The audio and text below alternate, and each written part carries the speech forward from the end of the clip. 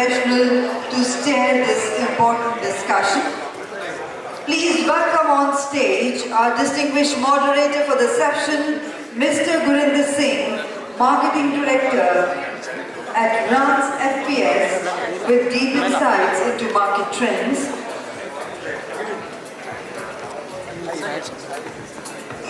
Consumer expectations and sustainability transitions. Mr. Singh brings both strategic and on-ground perspectives to this conversation. So let's put our hands together to welcome our distinguished moderator on the stage, Mr. Gurinder Singh. We also have the privilege now to invite our esteemed panelists.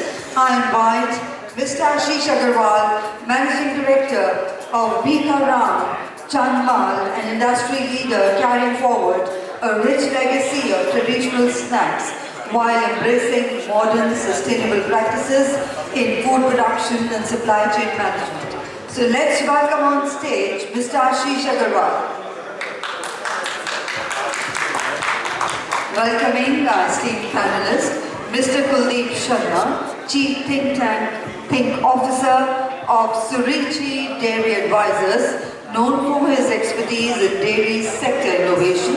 Mr. Sharma brings over 3 decades of experience in aligning productivity with environmental responsibility. A warm round of applause for Mr. Kuldeep Sharma. Inviting our esteemed panelists, Mr. Shailendra Singh, founder and CEO of Sustain Mantra, a trailblazer in driving sustainability strategy across organization. He has worked with corporates and startups alike to re-engineer their environmental footprint. A warm welcome to you, sir. Inviting Mr. Kalpam Chauhan, he leads the Scientific and Regulatory Affairs Division at Mother Dairy, where he plays a crucial role in ensuring the regulatory compliance and advancing science-backed food practices. A warm welcome. Inviting Mr. Kajal Debnath, Chief Regulatory Officer at DPM Foods, with vast experience in compliance and sustainability governance. He ensures that sustainability is woven into every regulation or operation at DFM. And finally, we would like to invite on the panel Ms. Kshitija Vishal Kale from the Research and Development Team at Pravin Masalewale, Suhana, representing innovation in food science. Ms. Kale works on developing sustainable and health-conscious spice blends and traditional food offerings. Ladies and gentlemen, with that, I would now like to hand over to our moderator, Mr. Gurinder Singh, to kindly take this conversation forward. Let's once again join our hands in welcoming our esteemed panelists with a warm round of applause, please. And over to you, sir. We have about 45 minutes for your discussion. Manufacturing, challenges and opportunities. Our discussion will focus on the pressing environmental challenges faced by the manufacturers, such as water usage, carbon emissions, and waste, and the innovative strategies and the policy framework that can turn into a competitive advantage. We'll also hear real-world examples of companies which are embedding sustainability into their core operations. Let's begin this important conversation on building a future-ready, responsible F&B industry. So let me kickstart this by asking Mr. Ashish Agarwal, MD Bhikharam Chandmal. Sir, Bhikharam Chandmal is a traditional snack company. How do you balance, this has been actually fascinating for me personally, how do you balance the heritage with a push to sustainability in your manufacturing practices?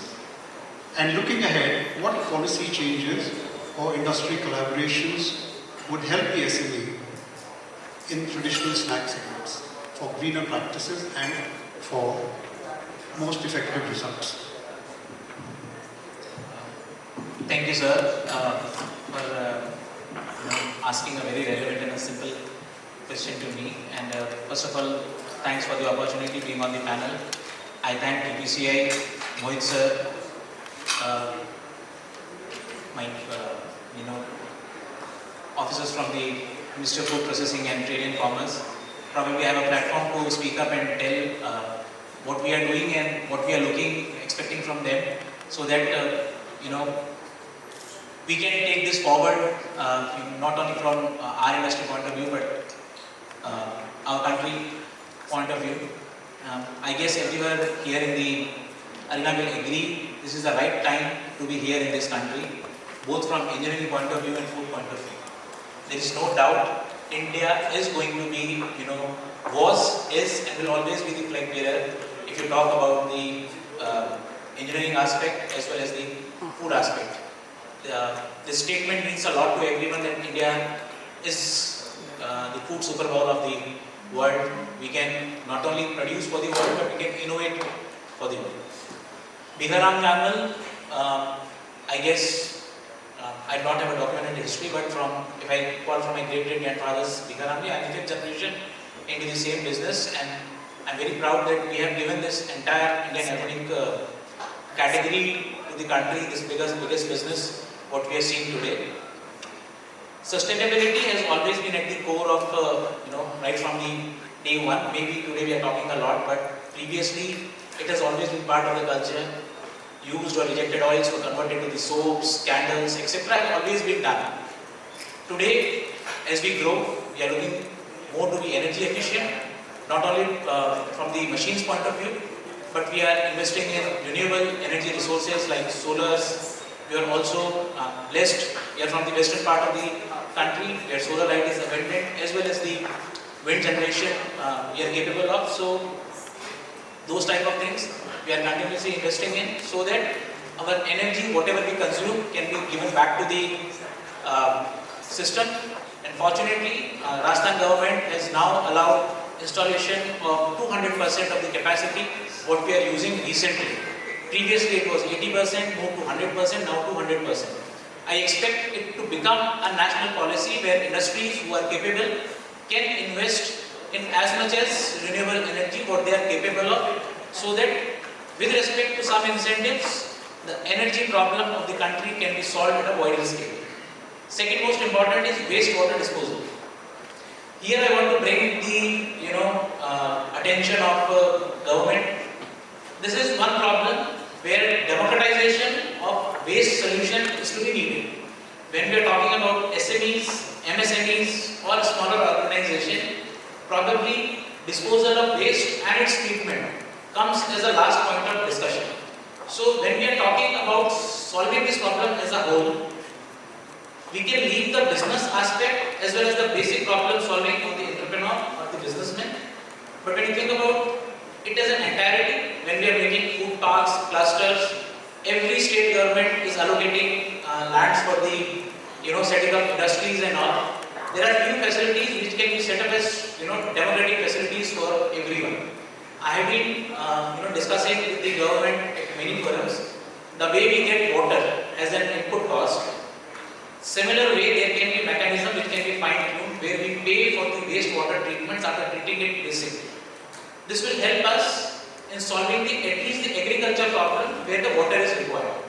I do agree, making it to a drinkable level, it takes a huge amount of cost. But making it at the level of agriculture, it is relatively very simple. We have been doing this, a very basic experiment with the Agriculture University of Bhikharam, where with a simple installation of a diffuser, the water was made, you know, quite usable for the agricultural practices with some fine-tuning needed in the electrical conductivity. So this is one thing where I want to, you know, request our colleagues in the government, where they should bring the notice, you know, we should make policies which make this thing in a democratic way where everybody can use those facilities and relatively solve these problems at, you know, even the micro or small industries become a part of it. Because it is a cost which they probably put at the last. Second is air pollution. Just like automotive industry has made compulsory for the vehicles, even the entry-level vehicles, to have basic safety protocols. Similar ways, all the energy generating resources, whatever we are putting in the industry, they should have basic norms where, you know, They need to control the pollutions of air or energy generating sources to a certain level. Today, all those things are optional. Once they are made compulsory, when they say to us, they will probably innovate more to bring down the cost. I have seen in the automotive industry, previously when you used to install a one airbag, they used to ask a cost of 1.2 to 1.3 lakh rupees. Today with 6 airbags, I don't see any entry level car cost going up. So they have innovated in a way where things have certainly settled down and have been within the reach of a normal common man. So a smallest business can afford the same resources which a bigger industry is offering if government makes certain policies like in boilers and all, back filters, quality of back filters, they should be made compulsory. Right now, installation of back filter is a bigger, a big space. So they will innovate in a way where the same thing can be generated. I can, from my point of view, I can assure entire Indian ethnic industry is working in a direction where they are and will be energy efficient, disposing waste at their best, and collecting waste and recycling practices are improving day by day. Thank you. Thank you. Thank you, Ashish. That was very informative and very encouraging. We have with us Mr. Kuldeep Sharma ji, the Chief Think Officer, Suruchi Advisors. Sir, can you share the examples of low-cost, high-impact sustainability interventions that you've currently implemented in the Indian dairy systems? And also, how important is sustainability education and awareness across the dairy value chain, from farmers right up to the processors, to drive a meaningful change? Thank you. So, firstly, thank you DPCI for inviting us over here. I would like to start by telling you the power of dairy.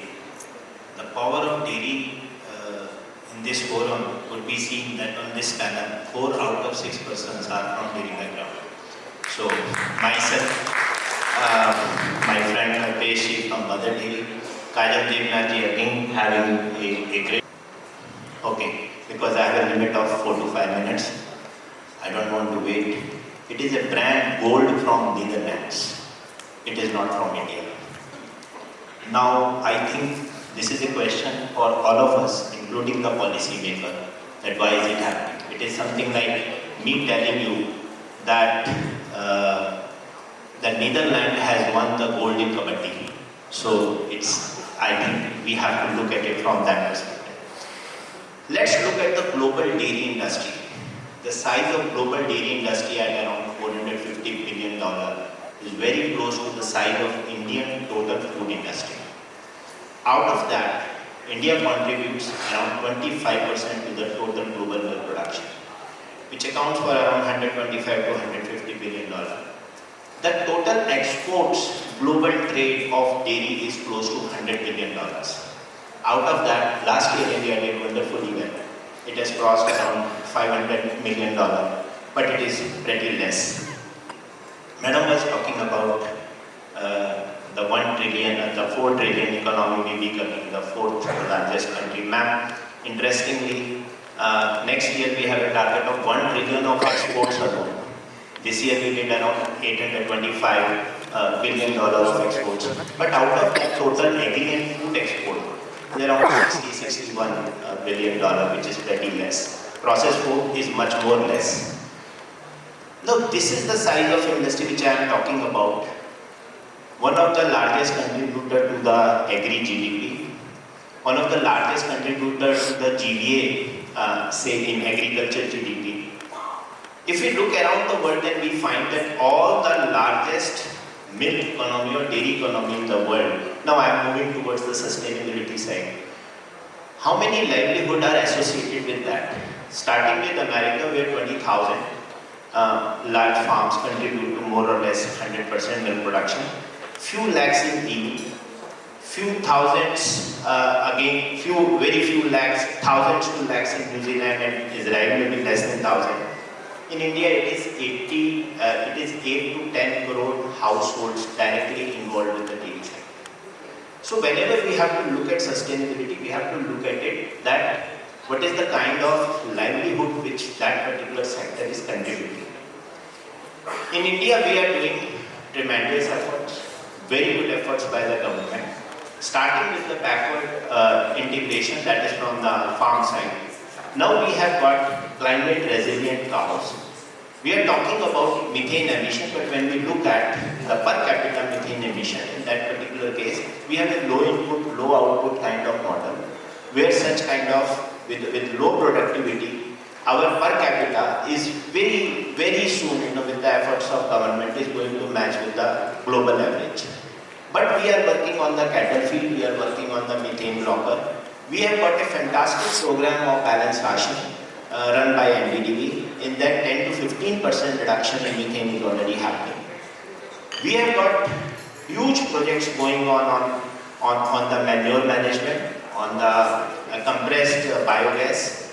These plants are being set up at all the farmers level, thereby controlling the emission at that level. And not only that, supporting the logistics also.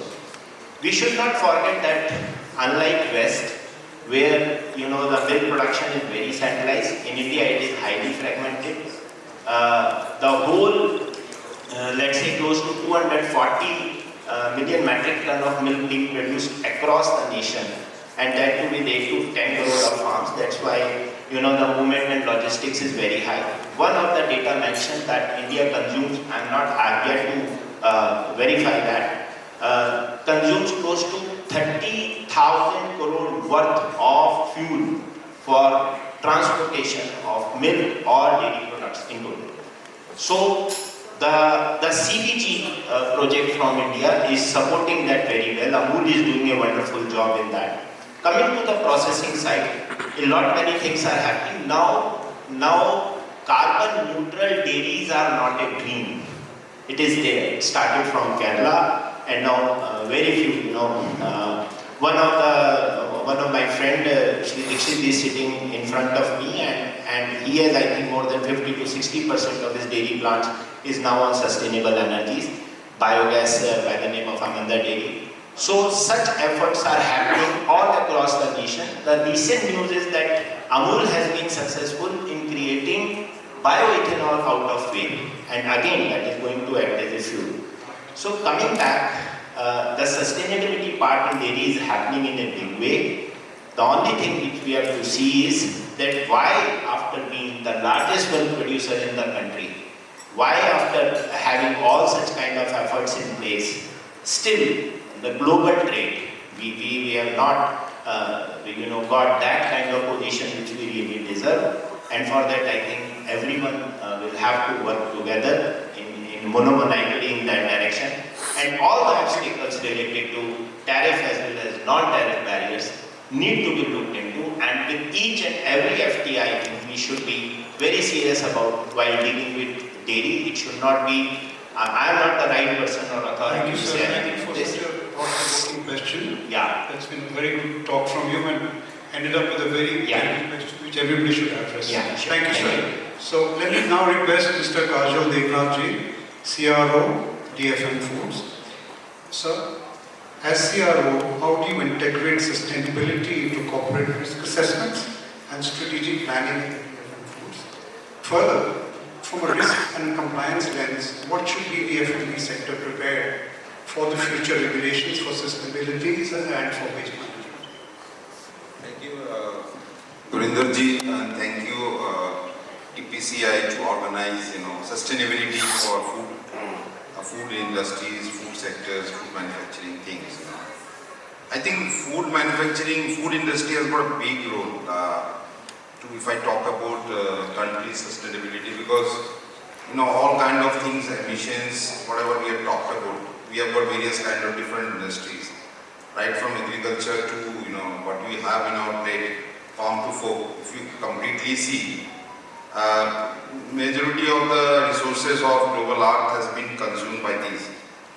And now with the current scenarios, I think even consumers are also in the line of that.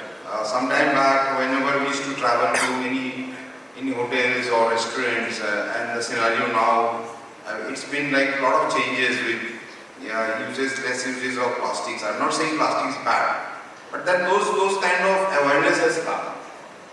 So similar way, I think for my company also, I think it's a journey has started. I think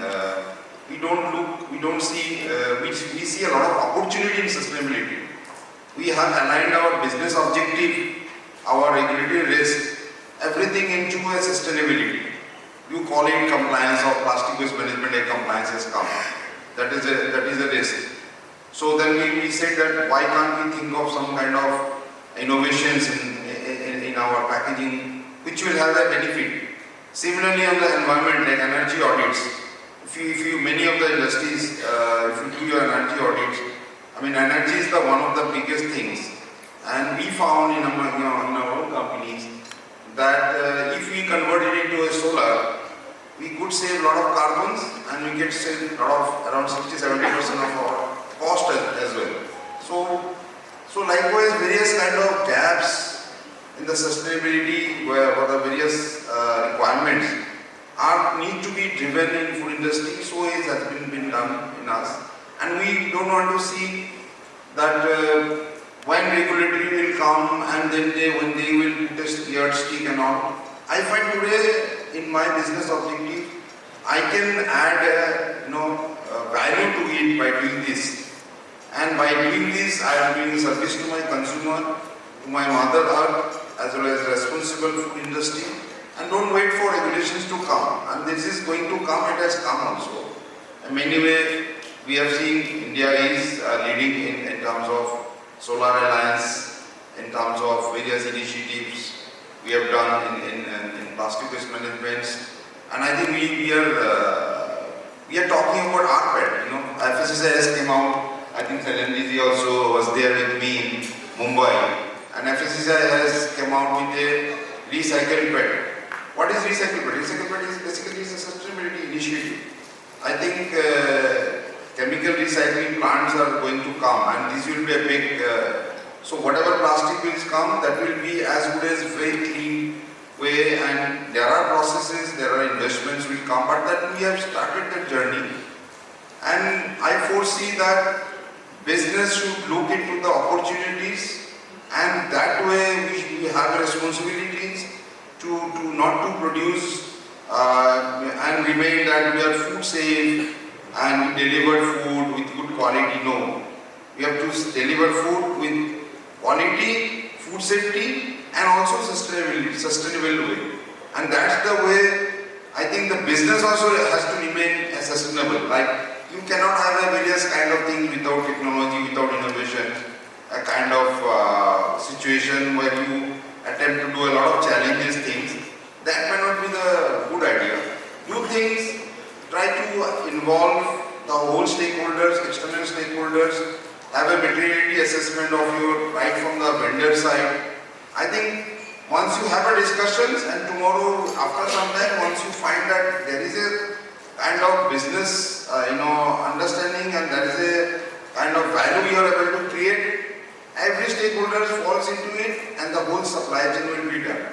Like if I talk about transportations, even today's from any C&F, the distribution side, if I talk about supply chain, whether from manufacturing plant to the C&F and C&F to distributors, all the food products which is being transported in the supply chain are used to be traditional whatever we have the vehicles. Now today it is various battery operated EV vehicles in many across cities, because these small vehicles taking small loads in various kind of gullies and all that in every cities of our food products which have been displayed in various retailers are being done in a very sustainable way.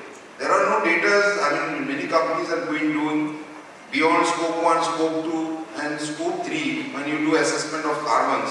I think those things are visible, and this is something which I can request my fellow all food and beverage industries.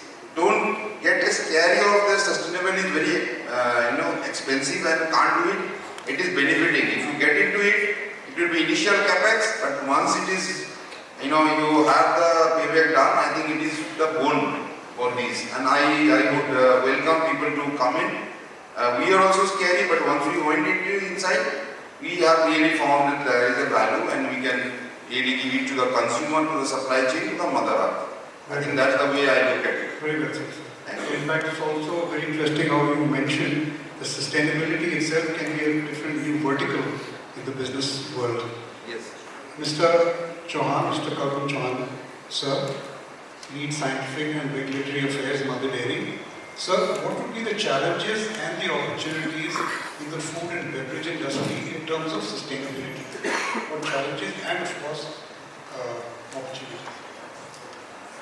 Everyone is talking about energy and water utilization. We heavily focus on implementing sustainable energy resources as well as renewable energy resources within our factory operations. So currently we have taken up some measures in terms of conservation of water, and we have applied some water efficient fixtures within the factory operations, which have greatly helped us in conserving a lot of water at factory level. So also talking about the waste and the question that sir asked, that what has helped us to maintain the product quality as well as the environmental sustainability. We have created a waste management policy, and we have implemented it across all the factory operations. So as a part of that policy, we have created resource recycling centers, and this center has greatly benefited all the factory operations. It has significantly reduces the chances of cross contamination. So it has helped us to maintain higher product quality and hygiene standard. Also, it has helped us to maintain the premises cleaner, greener and more sustainable. Additionally, from the environment perspective, all the segregated waste is recycled and upcycled in proper way. So we believe that nothing should go to the landfill, and nothing should be considered as a waste, and everything can be utilized as a raw material for new product. So we have been trying to do that also, and to put that into a circularity model, in a breakthrough circularity model. Suhana is recycling all the biodegradable and non-biodegradable waste. So for that matter, plastic is recycled into tiles, paper blocks, and into fabric also. And talking about the biodegradable waste, being a spice manufacturing company, Suhana generates a lot of biodegradable waste. So the waste which, for example, I have got in sample here. This paper is made up of onion and garlic peel waste. So as we are talking about the opportunity in sustainability and recycling, this is waste, but now it is converted into an opportunity, into a business model. So there are many things that Suhana is currently doing at upcycling and recycling of biodegradable and non-biodegradable waste. So for us, sustainability in R&D or in factory operation isn't an afterthought, it's a design principle. And that has greatly helped us to increase the product, enhances the product quality, as well as driving measurable environmental sustainability. Thank you, Kshitija. That was very impressive. I think people will show them what great product Yes. made. So this I think it requires a round of applause. That this paper, this can be great for making cards, I don't know, I was just suggesting maybe table lamps or whatever. But one thing I think she's forgot to mention is that with the same paper, they're able to make cutlery. yes. So if you make spoons, a few million spoons are thrown out every day, and they go into your recycle and just naturally biodegrade. Is fantastic. Thank you, ma'am. Yes, thank you so much. One more thing, this paper is made up of garlic peel waste, and this paper is made up of onion peel waste. And actually, when we thought of developing this type of projects, Suhana has its very product. Suhana Kanda Lasun Masala is the name of the product, and that is the leading product of Suhana that generates a lot of onion and garlic peel waste every day. So we were like, what to do with this waste? We were not happy with the thought of throwing that waste out. So we come up with this idea of converting that waste into a product which will be sustainable and recyclable. So this is the vision of Mr. Anand Choudhary, sir. He is the director, technology and innovation of Suhana, Pravin Masalewale. And Suhana is not just a climate, it's redefining the climate, what smart and sustainable food factory has to be. Thank you. Very well done. Sir, Mr. Shailendra Singh Ji, founder CEO of Sustain Mantra. Sir, from your consultancy perspective, what are the top 3 sustainability challenges in the Indian F&B manufacturers face today? And what should be the policy intervention you believe is essential to accelerate the sustainability in the sector, considering that the powers that be are sitting right in front of us? So all ears, basically all ears for everybody. So thank you for that question, Vrinderji, and a warm, I think, good afternoon now to the audience. What's typical, and I'll give you some statistics that will be interesting. What certain things are given. The F&B sector is probably the sector which is most going to be impacted by climate change because it has impact on food crops, what you grow, and all of that. So there's a real threat. Second, if you look at what's happening globally, some of the largest multinationals, and I can take names because they have been publicly said. So Unilever is probably the largest global company with a network that spans across the world, just announced that they are putting back their sustainability goals. Now, it's given that they did a lot on sustainability, but essentially what they're saying is that they are not seeing the payback on sustainability initiatives. Other big brands have also announced the scaling back of their sustainability goals, which at some level is a little surprising because climate change is a given now. It's not a question under debate.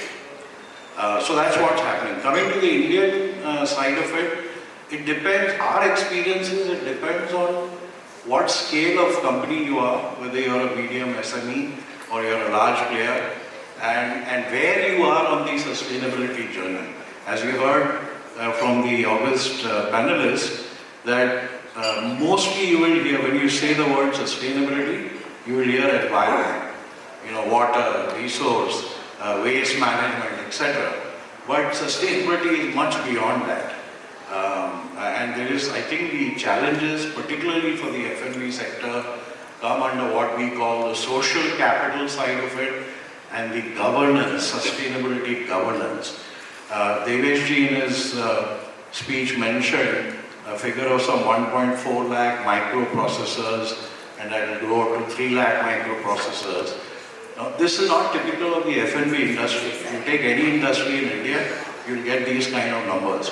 Textile industry, plastic processing industry, it's typical. This is the way our economy is set up. The contribution and role of SMEs is beyond compare. I think they contribute maybe, if I remember correctly, about 70% of the GDP of the country.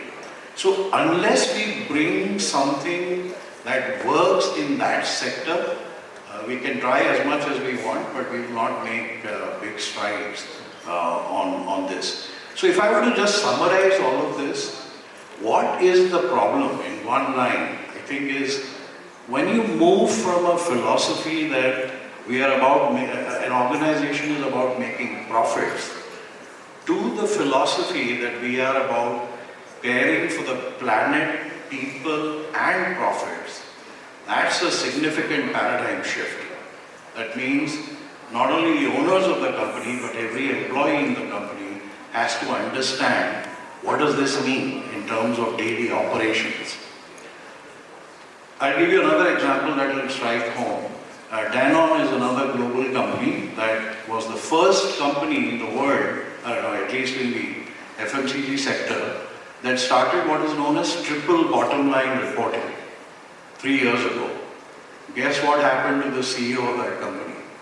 He got fired because the returns on the investments and the shareholder prices were not as attractive. So at the heart of it, it is how much do I spend on sustainability and where is the payback of that initiative not only for us, for the company itself, but also for the planet and for the people. F&B sector is fragmented, a lot of suppliers, supply chain is an issue. How do you track that? How do you identify it? The point is that you're not alone. There are other sectors that have the same problem. So I think there's a lot of scope for learnings. On the policy perspective, If I may interrupt. Yeah. A very important point that you've raised. Everybody is sailing the same boat, and for everybody there is a bottom line. Yeah. This is the opportunity that you should mention to us here.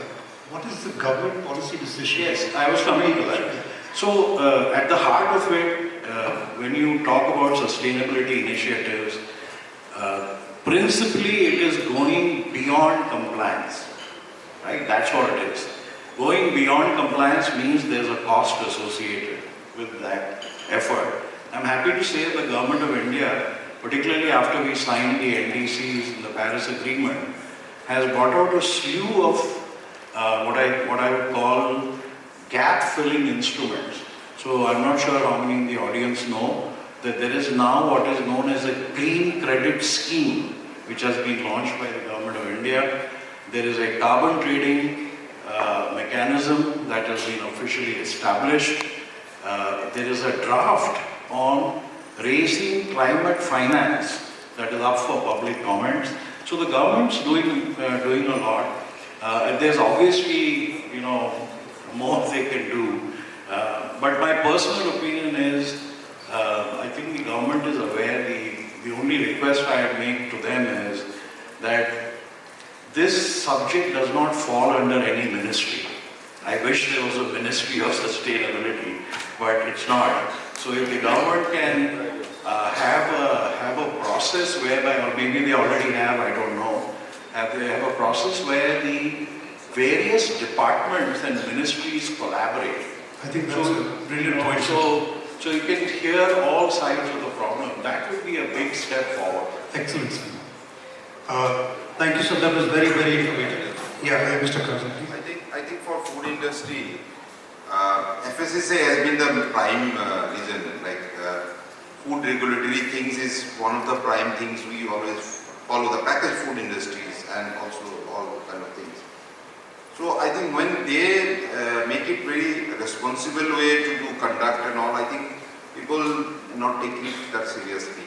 I think we have a called Schedule 4, which we call it GMP, to run any food industries. You get a license out of it and all.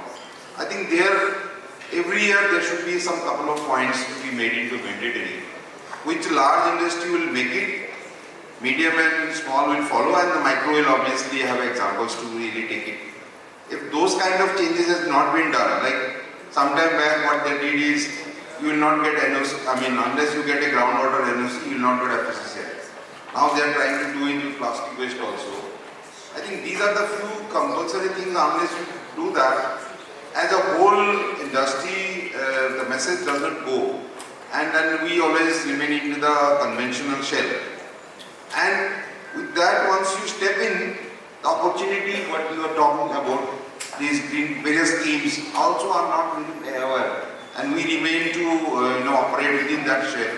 Because of that, sustainability is not really taking, and not to really remain only with the millet mission and Modiji's single-use plastic, those kind of things of narrations. Rather than it should be in a practice by the food industry, and food industry should come out and make it as an example for other industries that yes, we are responsibly way to do it, and there is opportunity to create value through sustainable way also. So we'll take a single liner from Shailendra ji, and then after that we will put it out to the house for any questions. Just one point, since the subject here is also about trade promotion and exports, I just wanted to bring it to the attention that when you export, especially to the Western world and Europe, they have their own sustainability rating process. And guess what they emphasize on? Environmental things like carbon emission, you can quantify, you can calculate. But the social impact around, HR and labor practices, force. Let's take that as a separate topic. No, I'm I'm short saying, time actually. If you don't yeah, mind. just give me 10 seconds. So this is where the emphasis is. So as you go out to build brands that are global in nature, these softer factors become very, very important. And that's where the true challenge is, given the fragmented nature of our supply chain. Good point, sir. Very good point. Would there be any questions from the audience? Yes, sir. Could somebody? Like Amul and Mother Dairy and others.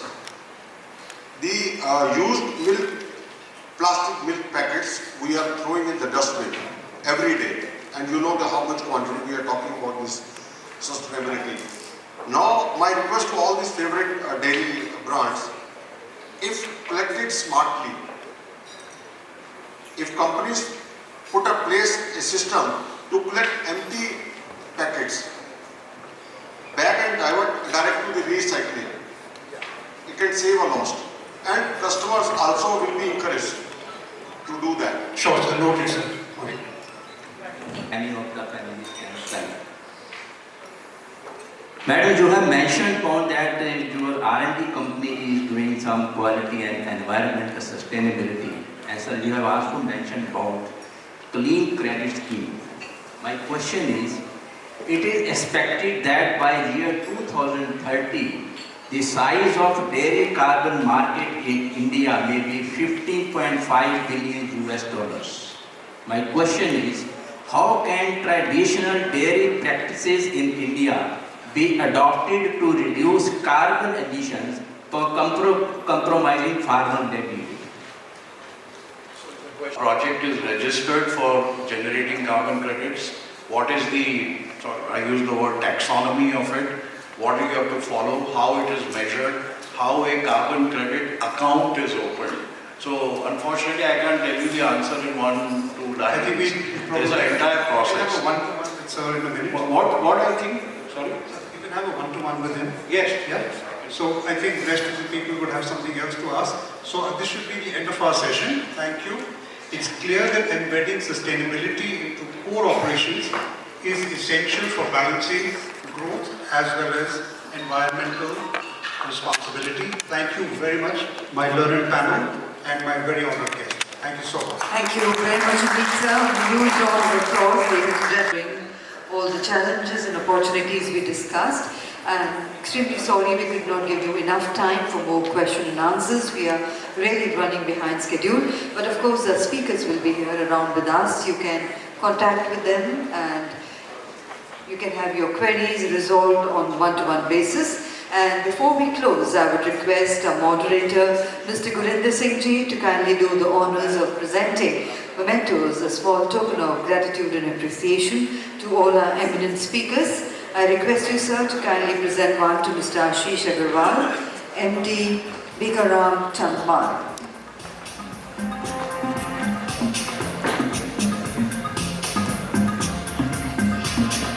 Thank you, sir, for being here with us. To Mr. Kuldeep Sharma, Chief Executive Officer, Suruchi Dairy Advisors.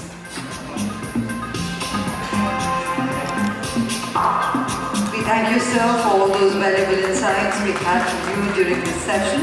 We present to Mr. Shalendra Singh, Founder and CEO, Sustain Mantra.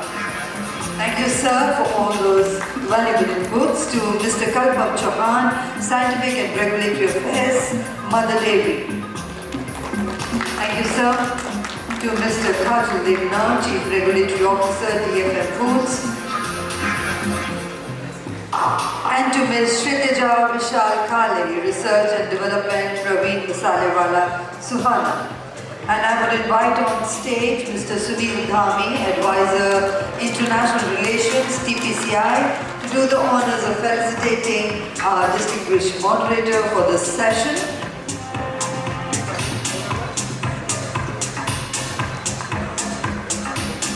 And I would request all our panelists to kindly come together in the front as we would like to capture this momentous occasion. And with that, ladies and gentlemen, close the proceedings of